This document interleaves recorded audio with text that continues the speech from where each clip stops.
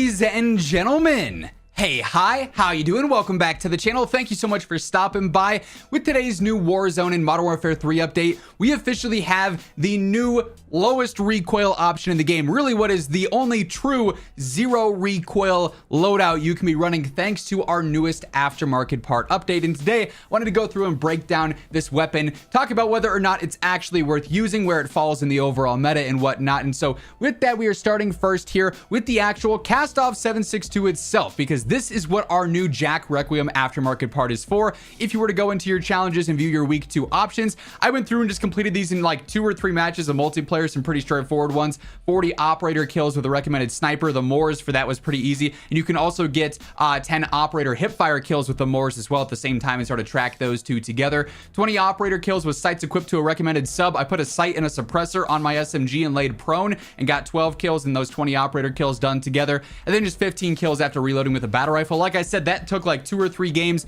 If you're doing it in zombies, it might be a little bit more time consuming just because the sheer number of kills here, or obviously in battle royale because you have to do a lot of looting with 30 crates or 30 caches in various different regions of Urzikstan, as well as placing in the top 10, doing contracts and stuff like that. So depending on if you're a free-to-play player or if you're a premium player, this could take, a couple of hours to unlock, or this could take a couple of minutes. But either way, it's worth going through and unlocking simply because you're going to get progress for the helical reverb camo, the DNA bomb camo for this season, and you never know how they're going to adjust this in the future. But let's talk the Jack Requiem kit. If we were to go into the firing range just straight up right now with the Cast-Off 762, we're going to see that this is the base one, and we're going to go ahead and look at the recoil, right? So we've known this weapon for a while. Obviously, it was a part of MW2. We know it's a somewhat decent recoil weapon. Like, it's got a lot of movement here. It goes up and to the right and then up and to the right again here. So it's never been the easiest weapon to control over range. And frankly, it's an MW2 gun, so a lot of the control elements of it are not all that great. Now, if we were to go through and actually adjust this and throw on the Jack Requiem aftermarket part, we can see that with the stats here, this does hurt the velo a little bit, which is unfortunately not super great because 612, we're going to have to work on bumping that up purely for the hit scan range in and of itself. It also hurts the fire rate a tad bit, which means its overall TTK is going to be a little bit worse than what it'd be just with the standard version. And for instance, on 300 health here, you can see our red line is the base Cast-Off 762 with its normal fire rate, where obviously it's close to mid-range. TTK is a little bit slower up through those first 30 meters. And then in the mid-range, frankly, it is pretty competitive out to about 50 meters. But keep in mind, this red line will be a little bit slower and a little bit higher because that slower fire rate. Hey folks, briefly want to chat about my friends over at Gamer Advantage. Of course, GA is no stranger to the channel here. Every single face cam video, you guys see me rocking my Horizon frames.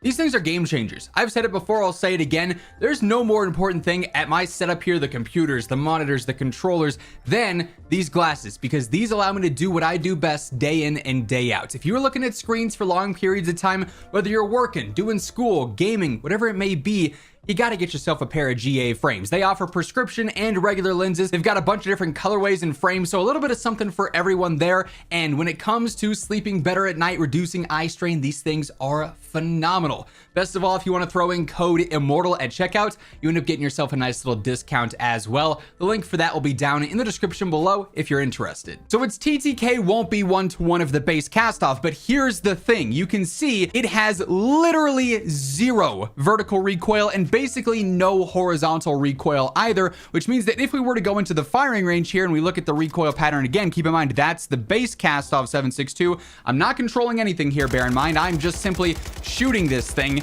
This is how it behaves. I'm not touching it whatsoever. It is literally a 0 recoil weapon, and that's before we put any attachments on here to actually navigate this no recoil option here and make it more effective in the mid to long range where we're going to be using this the most. And keep in mind, as we're going through all the attachments here, if you find this video helpful or you simply enjoy it, do me a favor, drop a like. It's always really appreciated. And if you are new to the channel, every single day I got you covered with news, updates, patch notes, meta breakdowns, all things going on in COD right here. So feel free to hit that subscribe button and turn on those post notifications.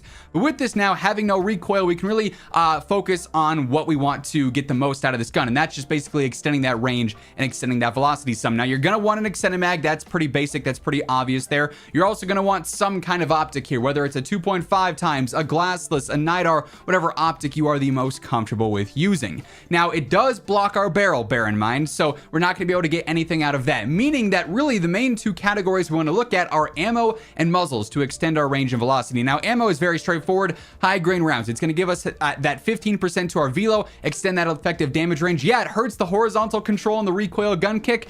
Not a huge deal when this gun is this easy to use though. So we throw that on there. And then with our last attachment, as mentioned, you don't really need to focus on an underbarrel because that's just purely control. Unless you're going for mobility and you want that, sure, you could take away a stock. You could throw on a mobility-based or a speed-based underbarrel. But for muzzles, you just want to look at something that's going to extend that range of velocity some. Now, Spirit Fire will be viable here. It's going to make that horizontal recoil even more non-existent, and it'll be decent for velo and control there. That said, at the same time, Sonic Suppressor, while it is again hurting your horizontal just a little bit, it's going to give you good range but also even better velocity. So I think that's actually kind of the move there. And then when we were to go into the firing range with this thing, we'll see that its recoil control, keep in mind, base cast off 7.62, the base cast off 7.62 with the aftermarket part. This is what it looks like. Again, not controlling anything, just simply shooting.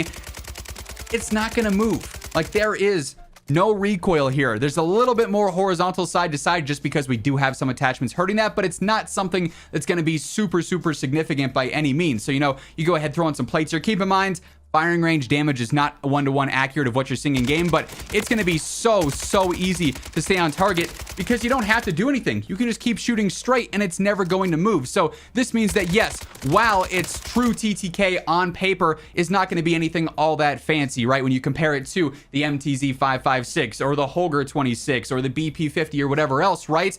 When you factor in accuracy, which, let's face it, you are going to land way more shots using this than maybe a BP-50 at 55 meters or maybe a Holger at 45 meters or whatever. While their TTKs initially have a big gap, when you factor in accuracy, they start to become a lot more even. Now, I wouldn't say this thing's going to be absolute #1 meta purely because just straight up, regardless of if you are super accurate with this build in specific, its damage is still not going to be as good as some other very easy to use weapons. But this is probably the most viable that the cast-off 7.62 has been since we saw the Warzone 3 update go into play, right? Like, obviously, MW2 weapons in general are largely obsolete. They're largely useless because of their behavior or their damage or their movement, but this being so straightforward and so close to already having a competitive TTK means that realistically, it ends up being one of the more competitive MW2 options we have now, and like I said, easily the best version of the cast-off 7.62 itself. So all that being said, that is going to wrap things up for this one. This is the new